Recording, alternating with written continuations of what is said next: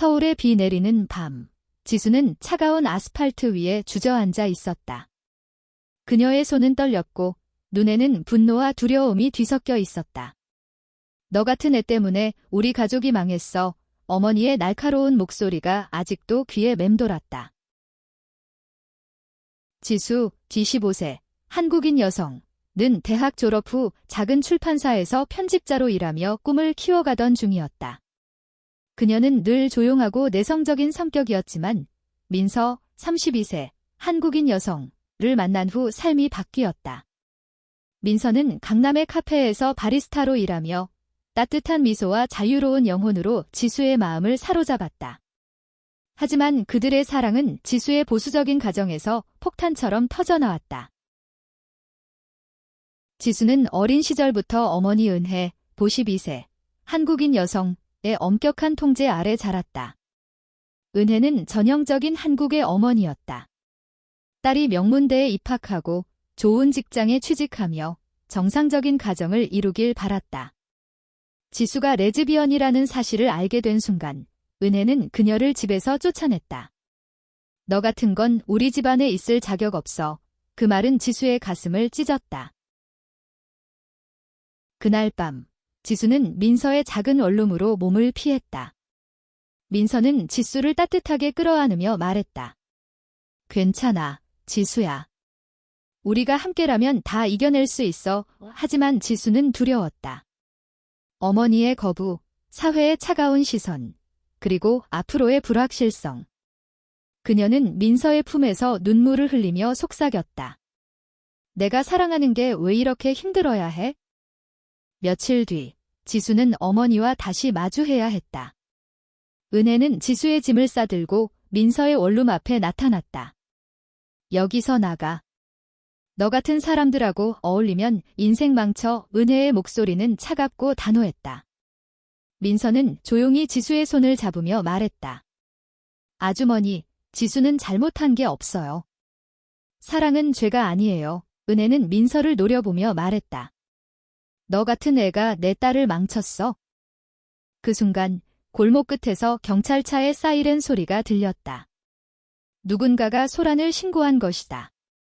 경찰 2명이 다가오며 상황을 묻자 은혜는 갑자기 말을 바꿨다. 아무 일도 아니에요. 그냥 가족 문제예요. 그녀는 지수를 보호하려는 듯 경찰 앞에서 단호하게 대응했다. 지수는 혼란스러웠다. 어머니가 왜 갑자기 자신을 감쌌는지 이해할 수 없었다. 그날 밤, 민서와 지수는 함께 서울의 야경을 바라보며 대화를 나눴다. 민서는 지수에게 말했다. 내 엄마는 널 사랑해. 그냥 그 사랑을 어떻게 표현해야 할지 모르는 거야. 지수는 고개를 저었다. 그렇게 쉽게 말하지 마. 엄마는 날 절대 받아들이지 않을 거야. 하지만 민서의 눈빛은 확신에 차 있었다. 시간이 필요할 뿐이야, 지수야.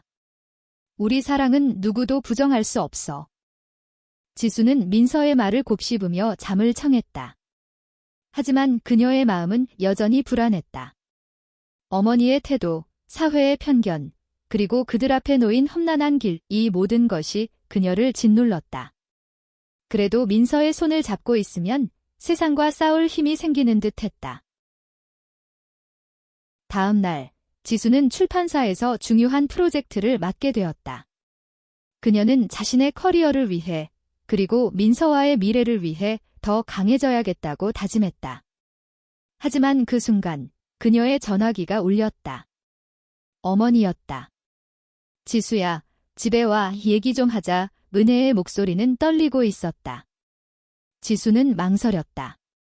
이 통화가 또 다른 상처를 남길지 아니면 새로운 시작이 될지 알 수 없었다. 지수는 전화기를 손에 쥔 채 멍하니 서 있었다. 어머니의 목소리는 여전히 귀에 맴돌았다. 집에 와, 그 말은 단순했지만 지수의 가슴에는 복잡한 감정이 소용돌이쳤다.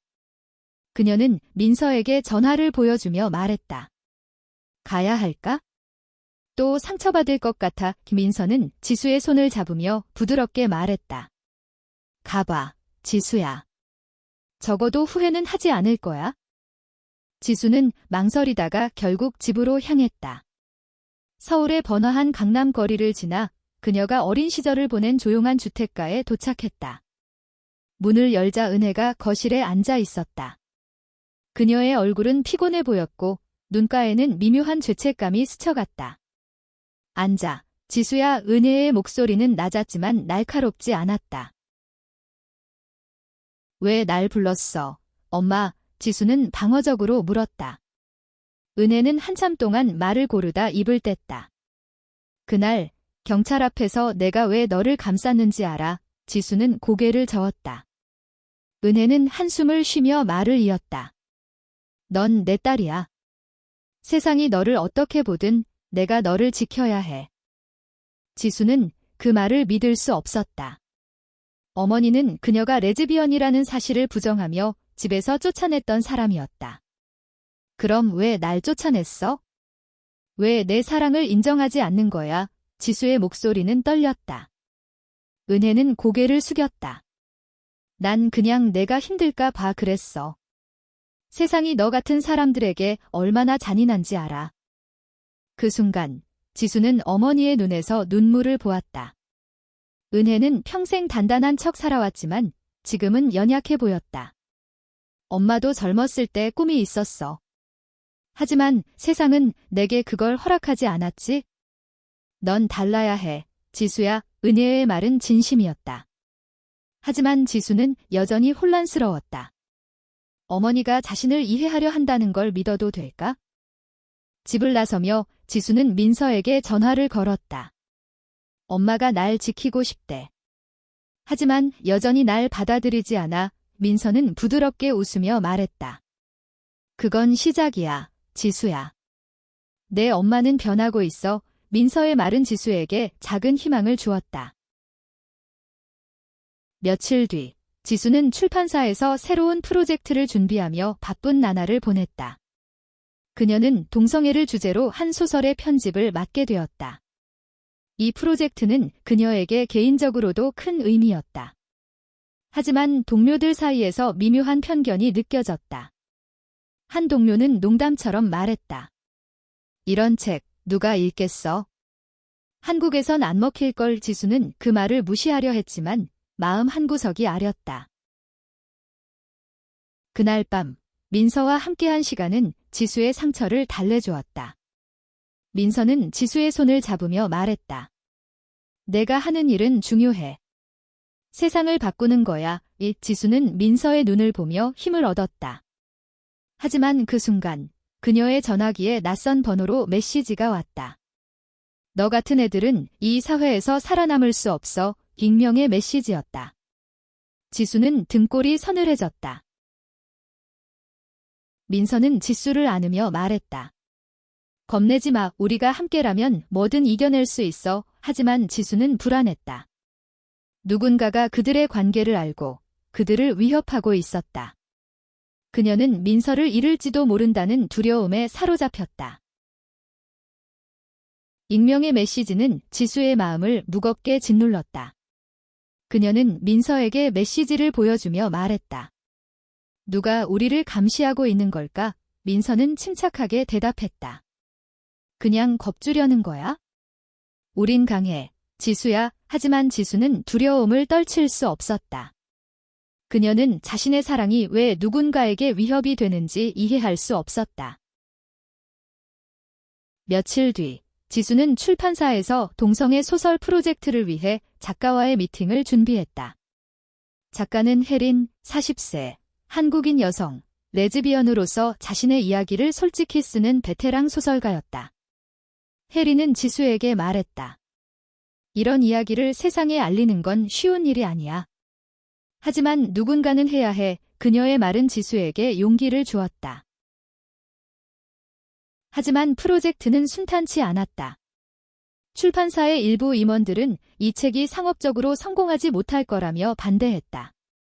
한국 독자들은 이런 주제에 준비가 안 됐어. 한 임원의 말에 지수는 반박했다. 그렇기 때문에 우리가 이 책을 내야 해요. 사람들의 인식을 바꿀 기회예요. 그녀의 목소리는 단호했지만 마음속으로는 두려웠다. 한편 은혜는 지수와의 대화 이후로 변화를 보였다. 그녀는 지수의 전화를 자주 받았고 가끔은 민서에 대해 물었다. 그 애의 민서라는 네, 너한테 잘해. 은혜의 질문은 어색했지만 지수는 그 속에서 어머니의 노력을 느꼈다. 응, 민서는 나한테 최고야. 지수의 대답에 은혜는 잠시 침묵했다. 그날 밤, 지수는 민서와 함께 한강공원에서 산책을 했다. 달빛 아래 두 사람은 서로의 손을 꼭 잡았다. 민서는 지수에게 말했다. 우린 그냥 우리로 충분해. 세상이 뭐라 하든 지수는 민서의 말에 미소 지었지만 마음 한구석에서는 여전히 불안이 가시지 않았다. 며칠 뒤 익명의 메시지가 또 도착했다. 이번엔 더 노골적이었다. 너희 같은 애들은 벌 받아야 해. 지수는 겁에 질렸다. 그녀는 민서에게 말했다. 우린 너무 눈에 띄는 걸까? 그냥 조용히 살고 싶어. 민서는 단호하게 대답했다.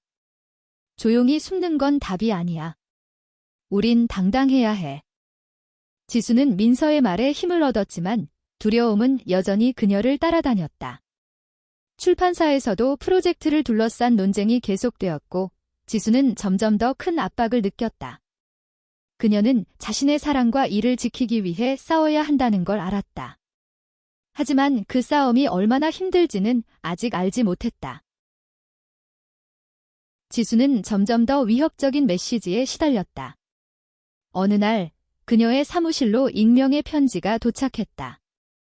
너 같은 애들은 이 업계에서 살아남을 수 없어. 편지에는 그녀와 민서가 함께 찍은 사진이 동봉되어 있었다. 지수는 공포에 사로잡혔다. 누군가가 그들을 따라다니며 감시하고 있었다. 그녀는 민서에게 전화를 걸었다. 민서야, 우리 위험해. 이 사람들, 그냥 말로 겁주는 게 아니야. 민서는 침착하게 대답했다. 지수야, 경찰에 신고하자. 이건 그냥 지나칠 일이 아니야. 지수는 망설였다. 경찰에 신고하면 그녀의 성정체성이 더 많은 사람들에게 알려질까 봐 두려웠다. 하지만 민서의 설득으로 지수는 결국 경찰서를 찾았다. 경찰서에서 그녀는 떨리는 목소리로 상황을 설명했다. 경찰관은 심각하게 듣더니 말했다.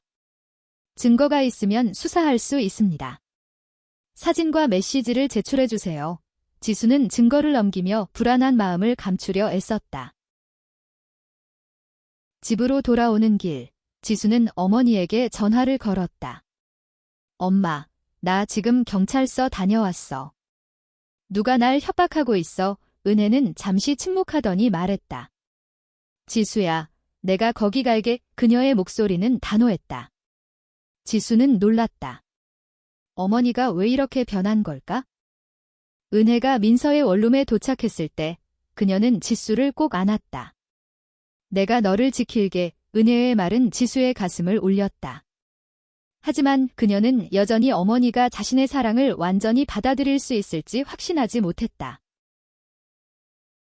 한편 출판사에서는 동성애 소설 프로젝트가 점점 더 논란이 되었다. 일부 동료들은 지수를 공개적으로 비판하기 시작했다. 너무 개인적인 감정을 프로젝트에 넣는 거 아니야. 지수는 그 말에 반박했다. 이건 개인적인 게 아니에요. 우리 사회가 바뀌어야 한다는 거예요. 그날 밤, 민서와 지수는 서로를 꼭 끌어안으며 위로를 나눴다. 민서는 지수에게 말했다. 넌 강해, 지수야. 그리고 내가 항상 곁에 있을게. 지수는 민서의 품에서 잠시나마 평화를 느꼈다. 하지만 그녀는 알았다. 이 싸움은 이제 시작일 뿐이라는 것을. 경찰 수사는 느리게 진행되었다. 지수는 매일 불안에 시달렸다.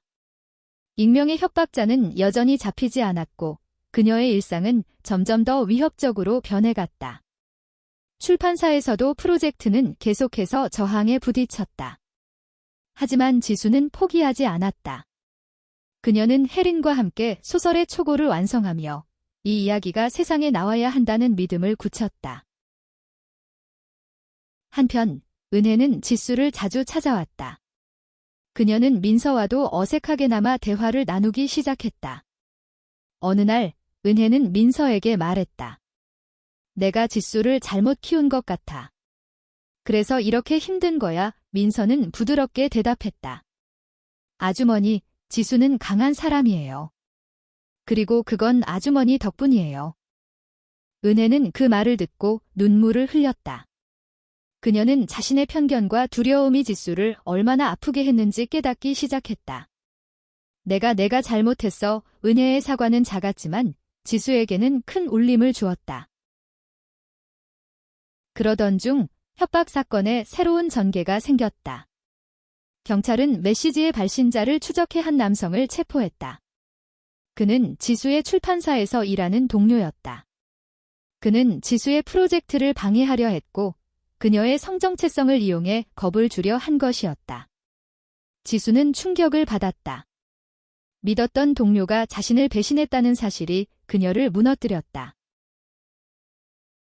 하지만 민서와 은혜는 지수를 지지했다. 은혜는 경찰서에서 지수와 함께 진술을 하며 말했다. 내 딸은 아무 잘못이 없어요. 이건 부당한 일이에요. 그녀의 목소리는 단호했고 지수는 어머니의 변화를 실감했다. 출판사에서도 변화가 생겼다. 혜린의 소설은 결국 출간이 결정되었고 지수는 프로젝트의 리더로 인정받았다. 그녀는 동료들에게 말했다. 우리가 이 책을 내는 건 누군가에게 희망을 주는 일이에요. 그녀의 말은 많은 이들에게 감동을 주었다. 협박 사건이 해결되면서 지수의 삶은 조금씩 안정을 찾아갔다. 하지만 그녀는 여전히 사회의 편견과 싸워야 했다. 소설 출간 후 일부 독자들은 긍정적인 반응을 보였지만 다른 이들은 거센 비판을 쏟아냈다. 온라인에서는 지수와 민서에 대한 악플이 쏟아졌다. 지수는 좌절했다. 내가 뭘 잘못한 거지? 그냥 사랑했을 뿐인데 민서는 지수를 안으며 말했다. 넌 잘못한 게 없어. 세상이 아직 우리를 따라오지 못하는 거야. 민서의 말은 지수에게 힘이 되었지만 그녀는 여전히 상처받았다. 은혜는 지수의 변화를 지켜보며 점점 더 그녀를 이해하려 노력했다. 어느 날 은혜는 지수와 민서를 집으로 초대했다. 어색한 분위기 속에서 은혜는 말했다. 민서야, 내가 너한테 심하게 굴었어. 미안해. 민서는 미소 지으며 대답했다. 괜찮아요, 아주머니. 지수를 사랑하는 마음은 우리 모두 같아요. 그날 저녁, 세 사람은 함께 밥을 먹으며 처음으로 진솔한 대화를 나눴다. 은혜는 자신의 젊은 시절 이야기를 꺼냈다. 내가 어릴 땐 나도 하고 싶은 게 많았어. 하지만 세상이 날 가둬놓았지. 그녀는 지수에게 말했다. 넌 나처럼 살지 마. 내가 원하는 삶을 살아. 지수는 어머니의 말에 눈물을 흘렸다. 그녀는 어머니가 자신을 완전히 받아들인 순간을 느꼈다. 민서와 함께 집을 나서며 지수는 말했다. 이제 정말 괜찮을 것 같아. 민서는 지수의 손을 잡으며 미소 지었다. 우린 함께야, 지수야. 하지만 세상은 여전히 그들에게 호락호락하지 않았다. 출판사에서 새로운 프로젝트가 시작되었지만 지수는 또 다른 도전에 직면했다. 이번엔 그녀의 성정체성을 공개적으로 드러내야 할지 고민이었다. 그녀는 민서와 상의하며 말했다. 내가 당당해지면 더 많은 사람들이 우리를 이해할까? 민서는 고개를 끄덕였다. 넌 이미 충분히 당당해. 그냥 내 자신을 믿어. 1년 뒤, 지수와 민서는 여전히 함께였다. 그들의 사랑은 더 단단해졌고 세상의 편견에도 불구하고 당당히 살아갔다. 혜린의 소설은 예상외로 큰 성공을 거두었고 지수는 출판사에서 새로운 프로젝트를 이끄는 리더가 되었다. 그녀는 자신의 이야기를 세상에 알리기로 결심했다. 한 문학 행사에서 지수는 공개적으로 자신의 성정체성을 밝혔다. 저는 레즈비언입니다. 그리고 저는 제 사랑을 부끄러워하지 않아요. 그녀의 말은 청중들에게 큰 울림을 주었다. 일부는 박수를 보냈고 다른 이들은 조용히 그녀를 바라보았다. 하지만 지수는 더 이상 두렵지 않았다. 은혜는 그 행사에 참석해 지수의 연설을 들었다. 그녀는 눈물을 흘리며 딸을 바라보았다. 행사가 끝난 후 은혜는 지수에게 다가가 말했다. 내가 너를 잘못 이해했어? 내가 이렇게 강한 사람인 줄 몰랐어. 지수는 어머니를 끌어안으며 말했다. 엄마, 나도 엄마가 이렇게 날 사랑할 줄 몰랐어. 민서와 지수는 한강을 따라 걷으며 미래를 꿈꿨다. 민서는 지수에게 말했다. 우린 세상을 바꿀 수 있어? 우리 사랑이 그 시작이야. 지수는 미소 지으며 대답했다. 그래, 우리 함께라면 뭐든 가능해. 그들의 사랑은 단순한 연애가 아니었다. 그것은 사회의 편견과 싸우며 서로를 지키고 세상을 더 나은 곳으로 만드는 여정이었다. 은혜는 이제 그들의 가장 큰 지지자가 되었다. 그녀는 말했다. 내 딸이 행복하다면 그걸로 충분해. 지수와 민서는 손을 잡고 서울의 밤거리를 걸었다. 비가 내리는 그 거리에서 그들은 더 이상 두렵지 않았다. 그들의 사랑은 그 자체로 빛났고 세상은 천천히 그들을 받아들이기 시작했다.